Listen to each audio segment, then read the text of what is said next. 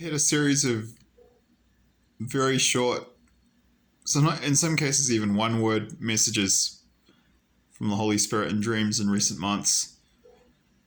This is over the last 1 to 6 months about where to go and timing. And by where to go, I mean where to go to escape the heaviest of the fighting and not just the heaviest of the fighting, to escape World War III in general. In one of these dreams, the Holy Spirit said simply to me, Magellanes? I'm not quite sure if I'm pronouncing it right. So basically the area that's Straits of Magellan, that's the bottom of South America.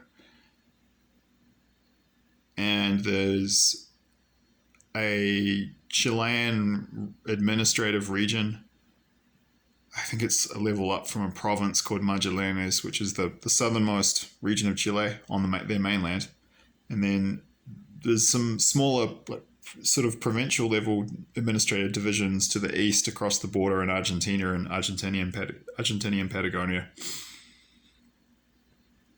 And I myself have had multiple dreams guiding me to a specific part of Patagonia. But for me, I'm being guided more to areas where the climate's a bit more wet and where there's more forest, just because that's the kind of environment I vibe with. I got shown for myself that Argentinian Patagonia, which has more of a kind of cold steppe, desert-like climate, would be a bit dry and windy for me, which makes perfect sense.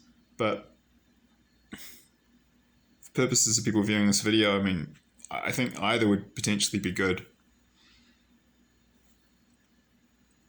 One of these dreams, I simply got a sentence. It said 20s, 30s global population collapse. And I meditated on that when I woke up. And what I think the Holy Spirit was saying was that there's going to be major events in this war.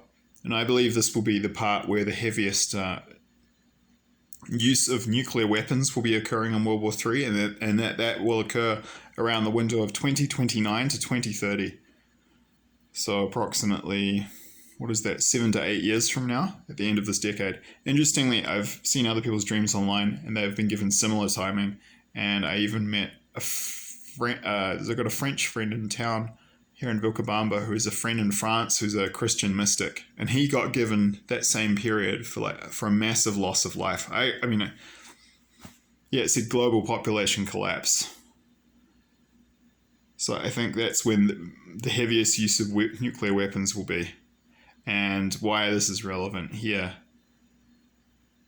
I mentioned in that earlier dream where the Holy Spirit was guiding me towards the southern part of South America, and it was focused on the area of Buenos Aires, and it said 5 circles, and it corrected, I think it said rings. Basically, and it was a dual reference both to the rings of radiation around cities and also the lines of latitude around the planet. And it was saying in a subtle way that high latitudes in South America, so at the bottom of South America in Patagonia, you'll be very far away from the nuclear fallout in World War III. So 90% of Earth's population lives in the Northern Hemisphere, because that's where most of the land masses are. So there's only 10%, what's that, roughly 750 million living in the Southern Hemisphere. And Patagonia in particular is very, very empty. It's a very large area of land. There's almost no one living there. Argentina itself is about the size of India, but they've only got, I think, around over 40 million people, something like 44 million people. And Western Patagonia, Chilean Patagonia, is the size of New Zealand. It's 250,000 square kilometers or 25 million hectares. They've only got 300,000 people living there. So it's pretty much empty. Extremely beautiful part of Earth, part of our planet. And I think it's going to be one of the absolute ideal and best places to emigrate to escape the war. At least this is what I'm being shown. And I believe these dreams are warnings. I believe they're prophetic. Please refer to the disclaimer in the description box below, because you're responsible for how you use this information. Please be as skeptical as you want. Review evidence from other people's similar dreams in the playlist to make up your own mind. But I have myself Speaking for me, I have total confidence in these messages. And yeah, I believe I'm